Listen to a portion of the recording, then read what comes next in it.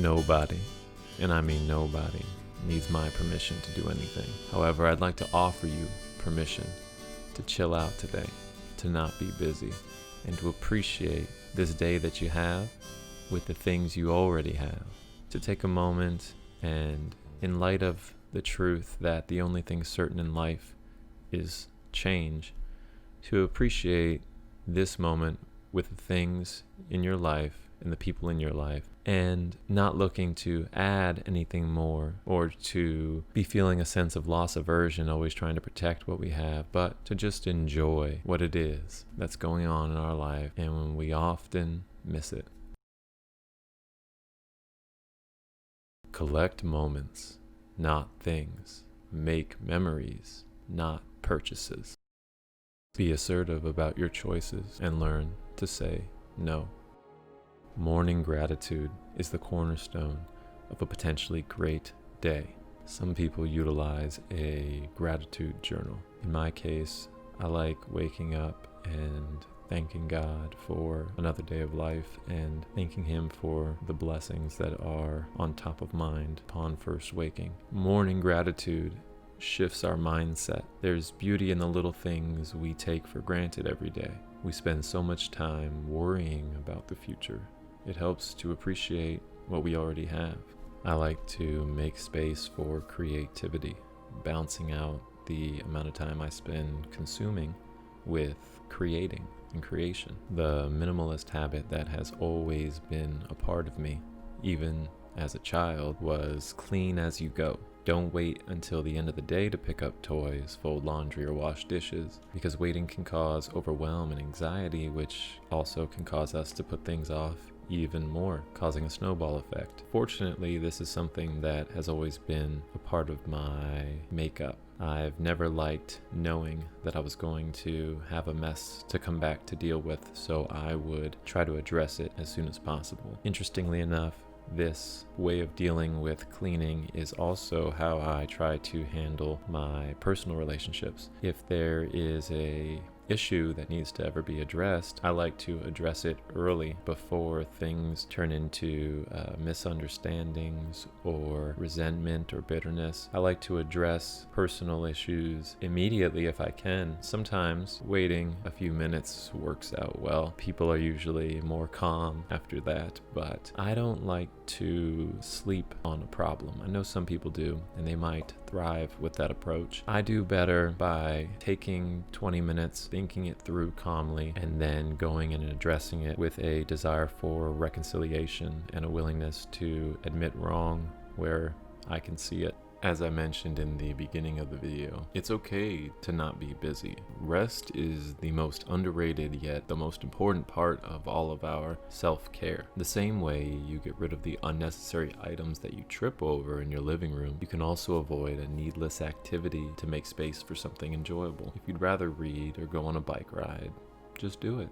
The world is not going to stop turning because you haven't ironed your shirts yet or checked off item number 7 on your to-do list. Doing what you enjoy regularly and often restores your mental energy, and it soothes the soul and helps us deal with real responsibilities with those emotional and mental recharges we get. What about impulse buying? Luckily, there's an easy trick to reduce impulsive decisions. Make a list. Have a clear picture of what you want to find before you leave the house. Have a mindset of keeping only the things that you love or that serve a purpose. Another minimalist habit that I consider to be indispensable is the creation of systems, not only for efficiency, but even more importantly, to preserve mental space. With systems in place such as all mail gets put in one bin and shoes are always taken off before entering the home. To-do list items actually get transposed onto paper, and any new purchases require a 24 to 48 hour mull-over period where impulse buy options have to pass the practicality test, and the next day before you pull the trigger is usually enough time, I find, in order to determine if the impulse buy was merely that. just an impulse. Minimalism helps us act according to our values and principles, which is in stark contrast to the external cues that we receive on a daily basis and are bombarded with, like commercials and advertisements. Minimalism helps us to recenter and refocus and be driven internally, as opposed to the world kind of dictating to us how we should be and what is popular and what we need. Rather, minimalism allows us to filter the world through those core values and beliefs about what really matters in life, what's important, what's worth spending money on, and what's worth investing our time to achieve.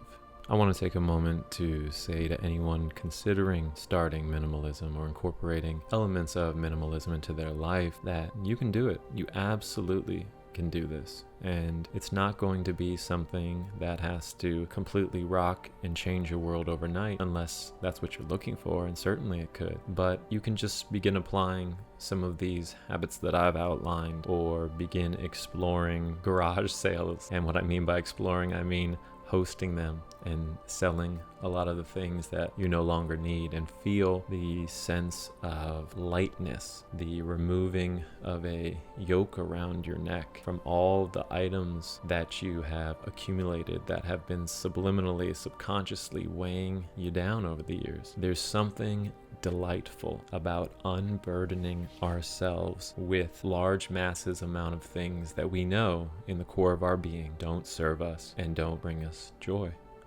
In closing, I would like to list 3 benefits of a minimal home. The first of which is that a minimalist home is less stressful, in theory at least, right? Because clutter is a form of visual distraction, and as I mentioned earlier, it also subconsciously weighs down on us. It's hard to really pinpoint the effects of it, but intuitively we all know that having a mountain of clutter in our home weighs us down, and everything in our vision pulls at our attention at least a little bit. So the less clutter, the less visual stress we have. Essentially, a minimalist home is calming.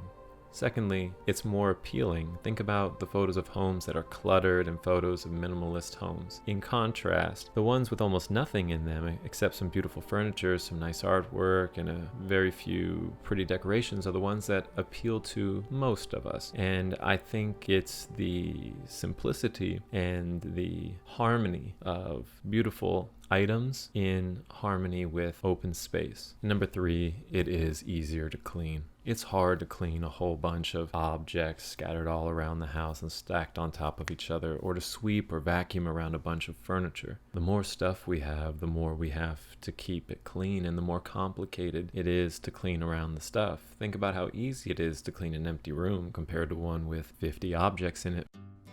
As always, thank you for joining me. I enjoy reading your comments, and if you're already subscribed, I'll see you soon.